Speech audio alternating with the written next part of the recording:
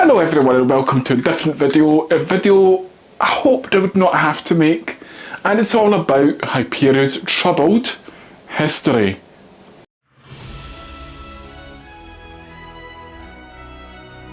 So as we know, Hyperia opened originally on the 24th of May. That day was absolutely fantastic. I was there and the buzz in Thought Park was absolutely amazing. Everyone was so excited to be able to get onto Hyperia, a brand new ride, and because of all the hype that had been built up by Thought Park up to its opening. It was a great day. It had very quick dispatches. The team done so well to get the queue moving constantly throughout the day. And even at that, it was so popular, the park shut at 8 PM, but the queue was so big that the queue did not clear until after 10:30 at night. So I do feel sorry for the staff on that one. But this shows you how popular a new ride, new roller coaster at Thought Park was and how much Thought Park needed it. And that was then the start of all the issues and the troubled history, you could call it. So, the 25th of May, imagine me, many other people, maybe even you watching the video, was in the queue for Hyperia from before 8 in the morning. I was there chilling out in the extended queue line in the holding area, watching engineers at the top of Hyperia. There was about 4, maybe even 6 I think, if I look back on it now, engineers on the lift hill doing whatever work they had to do. And at that point, you could say you knew Hyperia was doomed for that day, because it's so unusual, even at 9 in the morning, to see engineers still up in lift hills of the roller coasters. Normally by then, or just after then, the rides would be testing, going through all the test phases. That day, 24th of May, was not to be. They couldn't even send test trains out on Hyperia to actually test it. And that's where you knew something was wrong. So in the queue, we were waiting. Staff showed up in the golden vests. Nothing was being said to anyone in the queue. Suddenly people started saying, "Oh, what's this on Twitter?" I had a look on Twitter, or X now.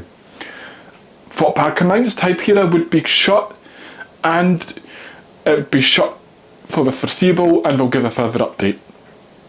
That day, of course, a lot of us were still hopeful, foolishly, and then it was announced that Hyperia wouldn't reopen until the 8th. Well, sorry, it was going to be. We did give an estimate before then, but the next estimate they gave, because they pushed it back twice, they gave an estimate to say that Hyperia would reopen on the 8th of June. That day fastly came up. Thought Park changed their mind and said, actually, it's not going to be the 8th now, it's going to be indefinitely. I went to Thought Park on the 8th and they were actually testing constantly with the water dummies, going round and round and round. Very fast dispatches. On the 11th of June, you actually tested it with staff. So staff got a full day to go on Hyperia when they weren't working to actually be able to test Hyperia, and so they could actually then look to reopen it. Midday, 11th of June, Hyperia announced, yes, Hyperia is going to reopen on the 12th of June. So I went on the 12th of June, and in fact, the days in operation was just as good as it was on opening day on the 24th of May. Very quick operations, getting everybody moving through. In fact, so much so, staff were having to tell people to be quick in the station, just so they could try and keep the queue line manageable. And on that day, the 12th of June, the only downtime they had was due to a drone in there. So that was great. That gave a lot of positivity. Hyperia is back, and it's stronger and better, and it's running well. It managed to operate for another 2 days, and then the 15th of June came. Yes, Hyperia's done it again. It's decided it doesn't want to operate. In fact, it had operated for maybe about 2 or so hours, and it stopped in a lift hill.